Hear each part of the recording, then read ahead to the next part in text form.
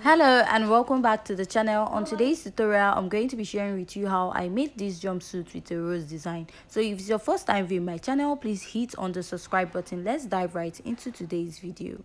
So first thing I'm going to do is to go ahead to cut out my pattern. And to cut out my pattern, I'm going to place this in front and I'm going to go ahead to trace it out, and I'll be adding ½ inch below for the joining allowance, and on top I went ahead to add ½ inch. But while I was sewing on top, I went ahead to trim out the upper part a bit, on top especially, because while sewing it, I noticed that it will be a bit choky by the time I add the strip for the neckline. So now I'm going to fold it into two and I'm going to go ahead to notch it to get the center. This is very important when you're joining your jumpsuit. And now from this point, I'll be creating my dart. Now to create my dart, I'm going to mark the center, and I'm going to go ahead to place this and mark where my dart stops. So this is way easier, and I'm marking this at the back. So I'll go ahead to stitch up my dart. So while I was stitching up my dart, I went ahead to join my trouser also at the center. So I forgot to also mention that. So I just created one side of my dart just to show you how to join your trouser to the upper part. You're going to go ahead to pin it and make sure that notch part is facing the center, and you're going to go ahead to join. For the back, you're going to go ahead to add your zipper allowance of 1 inch, because we are not going to turn it with lining. Add your joining allowance below, and on the top also you're going to go ahead to add ½ inch to it. So I'm going to go ahead to trim it this way.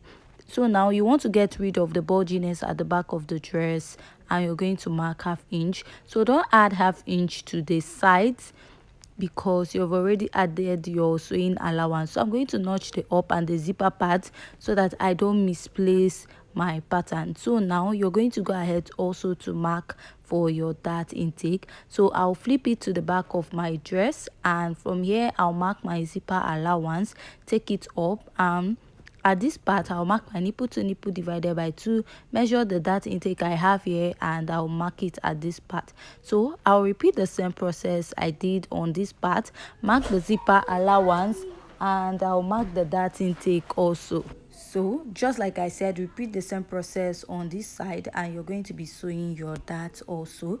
So after sewing your dart, you're going to be joining the lower part to it, the lower part, which is the trouser part of the back, and I went ahead to stitch the down part, and I left about 6 inches. So now this is the both of them, and I went ahead to stitch up the zipper part, and now we're going to go ahead to shape the dress.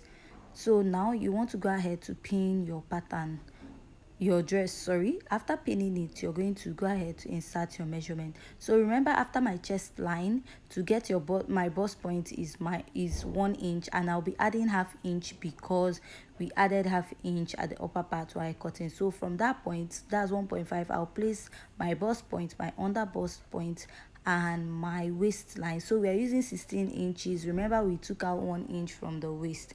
So now I'm going to measure what I have there. So the difference, if my waist is 28, so whatever I have there, I'm going to divide it by 2, and I'll go ahead to just mark my measurement at the under bust at the waistline, and I will also go ahead to mark at the bust. So while marking my bust, whatever measurement you have, please go in by ½ or 1 inch at the bust line.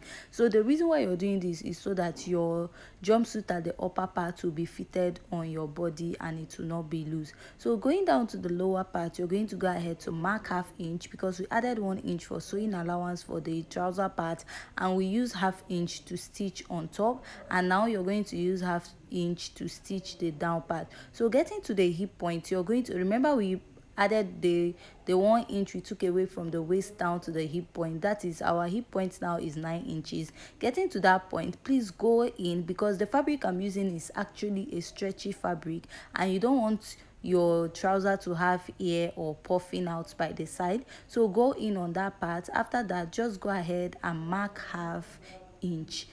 down. So on the other side of the trouser, go ahead and repeat the same process also at the hip part.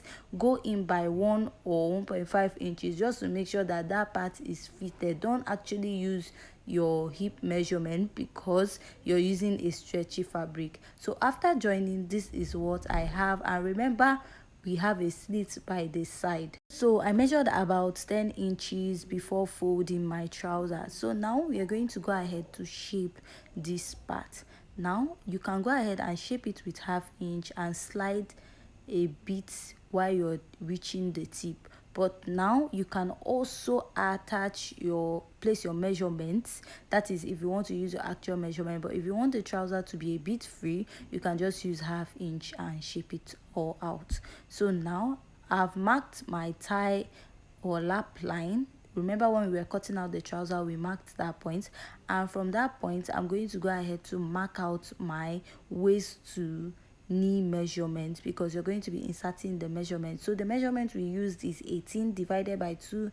I have 9 inches and I'll mark. So make sure your trouser is meeting, and I'll just slide my mark towards the middle of the trouser and I'll take that measurement down. You can go ahead to measure what you have at the lower part of your trouser, but at the thumbnail is a bit free, but I'll still go ahead to mark what I have at the lower part, and this is what I have, and I'll extend it to the other side. So while marking the other side, repeat the same process that you took for the other side of the trouser. Mark your waist to hip line, your waist to knee line, and you're going to insert the measurement you have.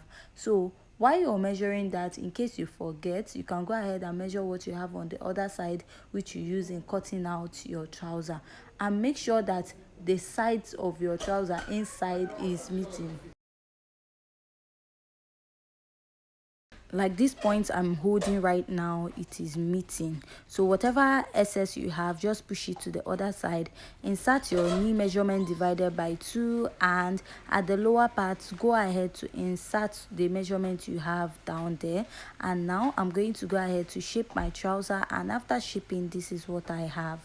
So now we'll be moving upwards to this point, and we're going to go ahead to turn this side with a strip of fabric. So now I went ahead to cut this fabric. Is about 2 inches by 60, so you can use 1.5 and you mustn't use up to 60. So now I'm going to go ahead to wrap it from the zipper side down to the neckline upwards this way. So I'm going to stitch with 1/2 inch, and on the other side I'll also repeat that.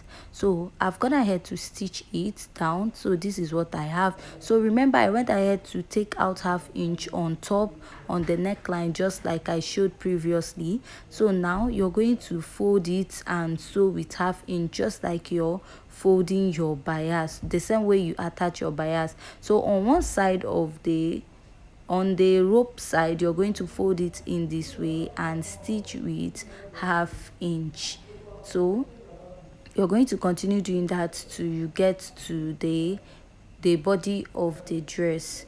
Keep folding it with 1/2 inch. On this part, go ahead and wrap it on top of the neckline in front, and continue folding till you get to the armhole, and you're going to stitch while you're folding. So pinning it, if you're having issues folding, go ahead and pin it before you start sewing. It's actually going to be very easy for you to do that. So now I'm done stitching. This is what I have on this part, and as you can see, it is very neat. So now I want to go and create, I'll go ahead and mark this line, and I'm going to be using it to create the ruffle or the rose in front of the dress. So now there's no actual measurement, just go ahead and create whatever you like, if you want it to be too full or anyhow you want it. So this is the beginning part of the rose, and is a bit smaller, and the other part end of it is actually bigger. So because when you're starting up your rose, it's actually going to be small. As you're proceeding, is going to get bigger. So I went ahead to stitch up one side, and I'll go ahead to use my pin to illustrate how to sew that. So if you're using a thick material, please go ahead and weave it before sewing to avoid having rough edges. But if you're using a light fabric, go ahead to fold it or turn it up inside before stitching. So why I said just with a thick material, because by the time you turn it inside and start sewing, it will be very difficult for you. I had that issue when I was actually sewing mine.